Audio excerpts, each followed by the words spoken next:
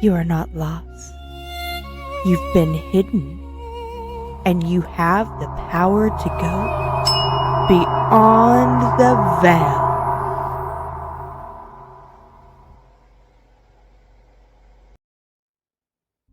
Hey Celestials, welcome back to Beyond the Veil. Today we're stepping into episode 7, and we're naming something that a lot of people feel, but they don't always have language for. Esoteric warfare. Waking up in a world that's, let's just be honest, built to keep you asleep. And I'm not saying that to make you paranoid. I'm saying it so that you can take your power back. Because some of what's trying to keep you unconscious is human. But some of it is not.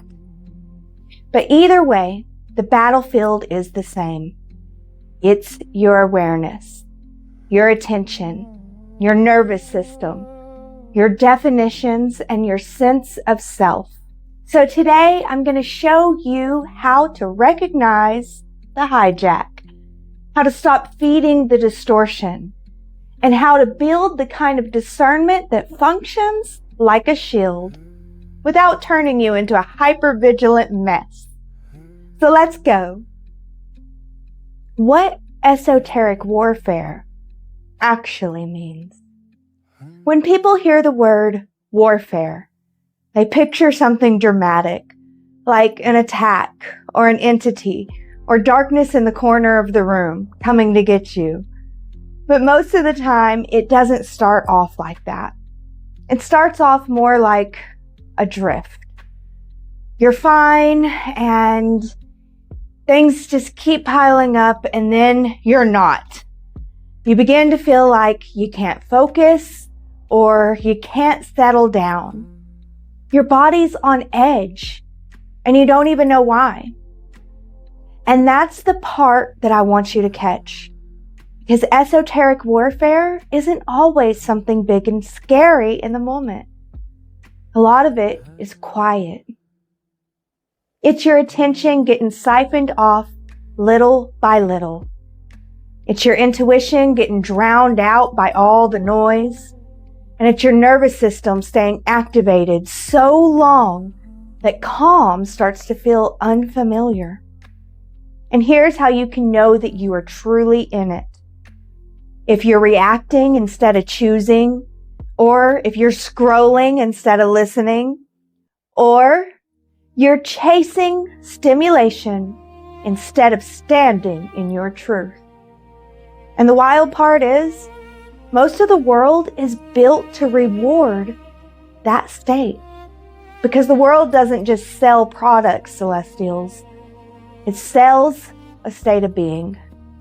A state where you're easy to steer. A state where you second guess yourself.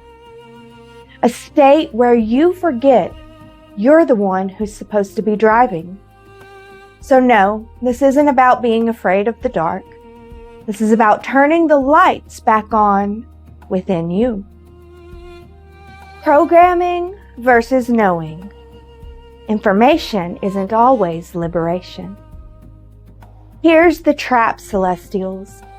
We've got more information than any generation in history, and people are still walking around confused. Because information isn't the same thing as knowing. Knowing is what happens after you live something. When experience allows you to see the pattern so clearly that you can't unsee it. That is knowing. It doesn't just sit in your head. It settles into your body. But programming is different. Programming doesn't settle. It fires. It hits your reflexes before you even get a choice. And it doesn't even have to be true. It has to be familiar. So, the second you try to change, the loop kicks in. It says, "This is just how it is. You can't do this. Don't rock the boat." It says, "You're too much." And then it flips around and says, "You're not enough." And when you're about to trust yourself, it says you can't. And if you don't catch it, Celestials, you'll think that that voice is you. But real knowledge, real awakening, doesn't come from collecting more opinions. It comes from inner discernment. Discernment is the ability to perceive, to understand and judge situations clearly, particularly when truths are subtle or obscured. It's derived from the Latin for sifting apart. It involves evaluating options to make wise, sound decisions. It encompasses insight, wisdom, and the often spiritual ability to distinguish between right and wrong or truth and falsehood. And a lot of the time, you learn truth through contrast. You learn it by walking straight into what isn't true at all, and then choosing differently next time. The ego isn't the enemy. It's your training ground. Now, let's get a little spicy. I need you to stop making the ego into a cartoon villain. Yes, the ego can be distorted. Yes, the ego can be very loud. And yes, the ego is very easily programmed. But the ego is also the interface. It lets you have a direct, personal experience of reality. You came into separation so that you could learn through contrast, so that you can learn what love is by surviving what love is not, so that you could learn what truth is by tasting distortion, and so that you could learn what sovereignty is by noticing where you've been outsourced. So, beloved Celestials, the goal isn't to kill the ego. The goal is to train the ego. Make it a servant of your soul instead of a megaphone for the program. Because whenever the ego is untrained, it becomes the easiest doorway to hijack.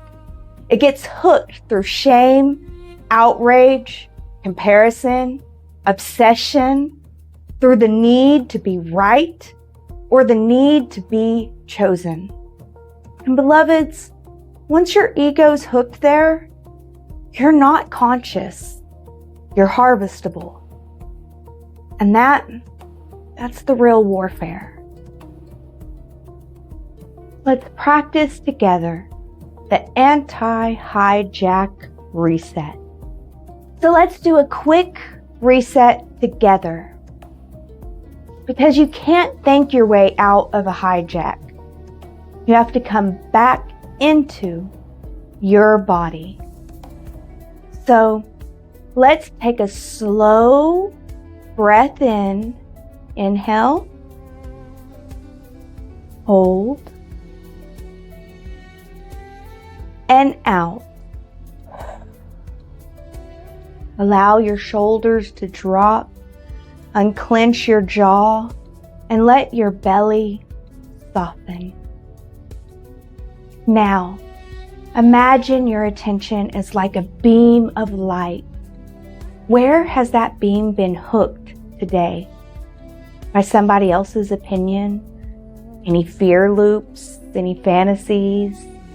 A fight that you may have been rehearsing?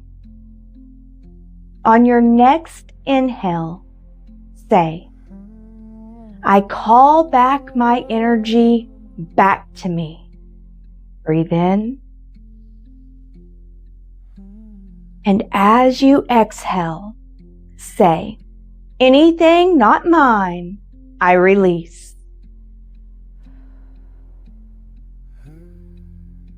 Take one more deep breath in and out. Now say, my awareness is sovereign. My discernment is my shield. Now, set one clean boundary. Just one. Turn off the phone, choose rest over stimulation, anything. Because the war ends within you when your attention returns home.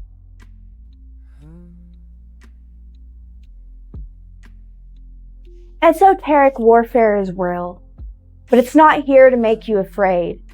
It's here to make you awake. Some of the distortion is human, and some of it is not. And either way, your way through is the same, with presence, discernment, regulation, and sovereignty. If you want to go deeper, visit www.celestialgrove.academy.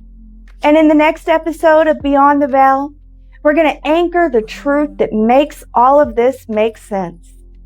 You are the cosmos in a body, not a soul trapped in matter, a universe learning itself through form. And whenever you remember that, you stop trying to be normal. Because your weirdness, that's not a flaw. It's a divine signal. Subscribe if this resonates. Stay with the process and keep walking with me through the veil with love.